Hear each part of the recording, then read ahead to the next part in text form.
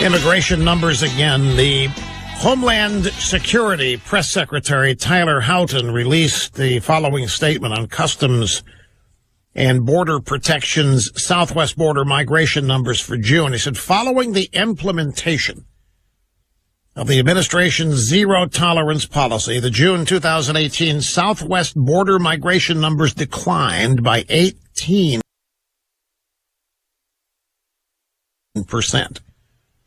when compared to the previous month. This is, of course, illegal immigrants attempting to get in the country in the southwest border, down 18% because of the zero-tolerance policy. Reuters has a story. This is from earlier this morning. It's a poll. It's a Reuters Ipsos poll. Immigration tops the economy and healthcare as the most important issue determining Americans' vote ahead of the midterm elections in November. The Reuters data shows that immigration became a top concern for registered voters in the U.S. after the Trump administration in May announced its zero-tolerance policy on illegal immigrants, saying they would be criminally charged. Actually, it was announced, zero-tolerance policy announced April 7th of 2018. Sessions was acting after a Department of Homeland Security report found that illegal border crossing increased 203% from March 2017 to March 2018. And then Reuters says here, the policy became a political lightning rod in mid-June, with disclosures that thousands of children were separated from their parents who were accused of crossing illegally into the country. Wrong again. It only became a lightning rod when the media decided to lie about it all and claim that Trump's zero-tolerance policy separated children from their parents for months. It does not. It never did. Children were only separated while their parents were booked, and this predates Trump.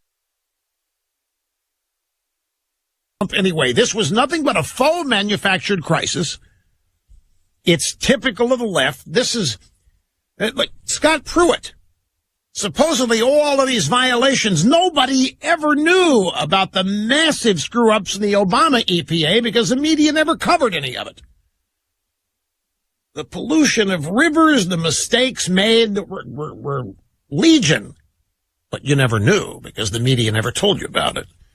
Because the media was there to cover up for and to shelter and shield Obama from any form of subjective criticism, and they succeeded. You know, I think I'm going to go out on a little bit of a limb here. You know why Donald Trump got elected? What issue? What issue is at the top of the list of people who voted for Trump? Immigration. What about it? Illegal immigration. People openly getting into this country with no effort to stop them. The Republican and Democrat Party both advocating for amnesty and continuing to let any number of people in. Donald Trump's elected because he's the one guy in the campaign with a position that said, stop it.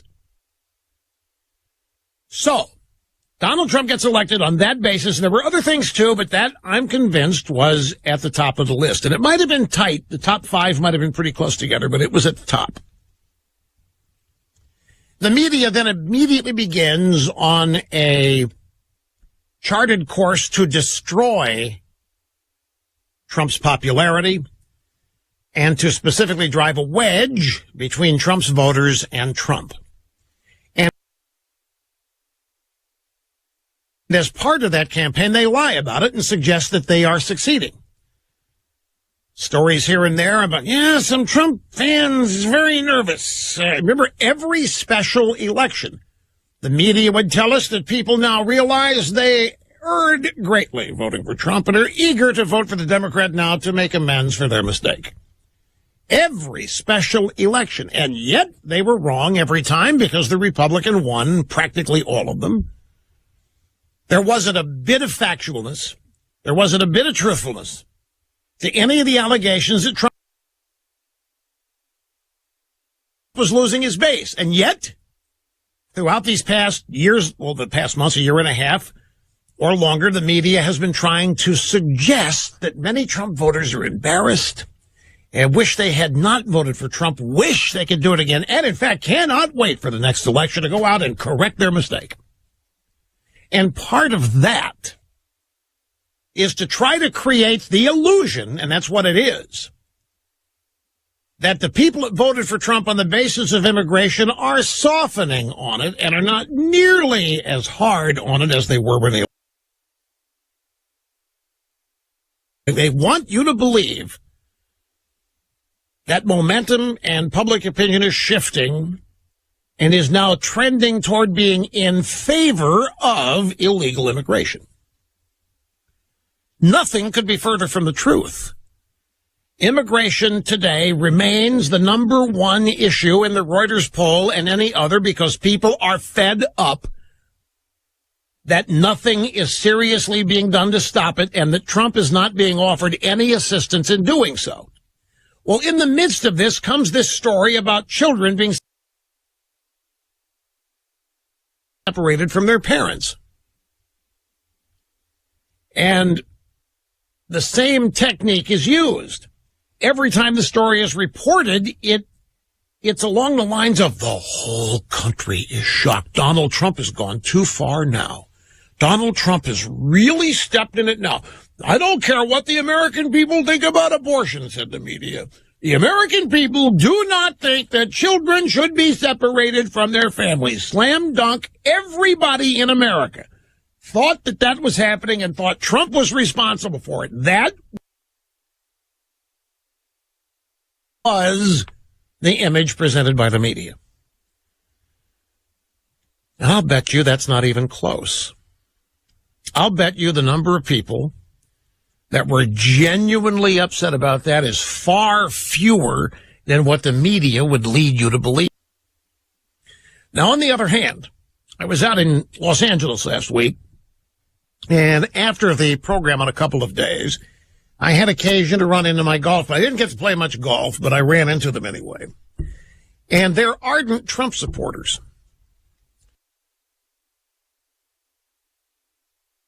And they said to me, boy, Russ, these pictures look bad, separating the kids and families. I said, would you, come on, have you people learned nothing? Do you not recognize media hocus pocus when you see it? I know, Rush, I know, but the pictures, this is really tough. No, what you're telling me is that you don't have the guts to defend Trump when somebody bitches at you about it. That's what you're telling me. Are you really ready to throw Trump overboard? Because, well, no, of course not. Do you really believe that every kid's being separated forever from his parents when he comes? And by the way, do you not stop to think that many of these parents are not even coming with their kids? They're sending them alone. All the way up through Mexico on a train. Do you ever stop to think that maybe what's really going on here is not what the media tells you? I'm just telling you, Russia doesn't look good. Pictures of what? How long is it going to get me to get you to realize the media lies to you about this stuff and you're falling for it when you know better? Now, I tell you this because this is how powerful this stuff is. Even people who know that the media is a bunch of lying sack of whatever, will see a story about children being separated from their parents, and they'll believe it hook, line, and sinker, and they'll think it's horrible, and that Trump is going to be damaged by it. And I'm here to tell you that I don't believe it was a massive amount of people. We're talking about 2,000 kids. We're not talking about permanence here. If anybody did that, it would be the Obama administration. These kids would arrive without their parents into Texas and Arizona and Southern California. The Obama administration put them on buses and airplanes and fly them all over the country and essentially drop them with foster parents. They were separated from their real parents who were still down in Guatemala and El Salvador and what have you.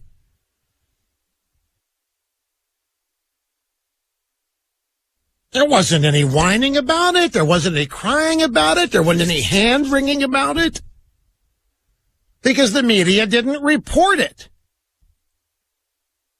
Now they come up with this faux imaginary story that every child arriving in America illegally is being separated from his parents because Donald Trump hates people.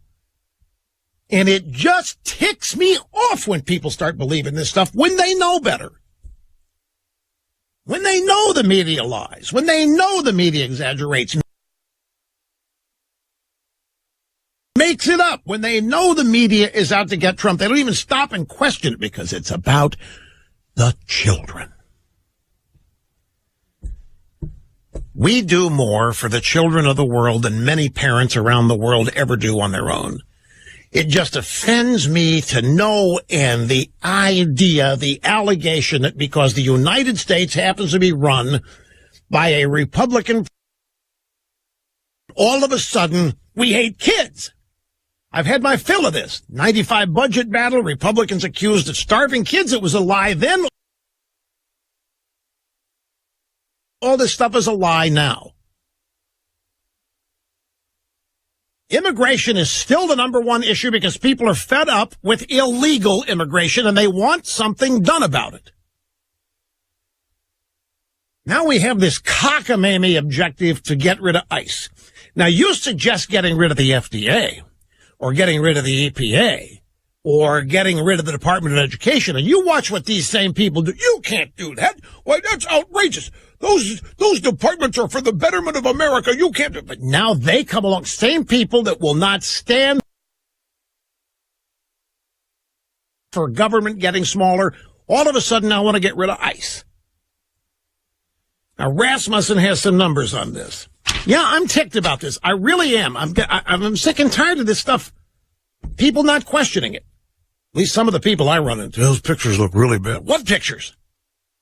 But, Rush, you have to admit that. No, I don't have to admit anything. Other than you're being fooled by it when you know better. Yeah, it does tick me off. Anyway, from Rasmussen, a growing number of Democrats are calling for abolishing ICE. But even among voters in their own party, there's not much support for the idea. Maybe that's because voters think government needs to be even more aggressive in deporting illegal immigrants. You know, this abolish ICE thing on the radical left, look at how rapidly this is taken up. Look how rapidly this is taken. Look how rapidly the media has made this a mainstream thing. I will guarantee you 99% of the people who voted for Trump do not want to get rid of ICE, and a whole bunch more. But if you listen to the media, you'd think, why, this is really becoming a big mainstream idea to get rid of ICE. It isn't. New Rasmussen National Telephone and Online Survey finds only 25% of likely voters favor getting rid of ICE. 25%, that's even high. And that's just a bunch of people saying yes because they think it's the smart thing to do. Half the people taking these surveys don't know which way's up and which way's down, depending on the time of day. 69% of Republicans, 53% of voters not affiliated with either party oppose getting rid of ICE. Democrats agree 44-36, bad idea to get rid of ICE.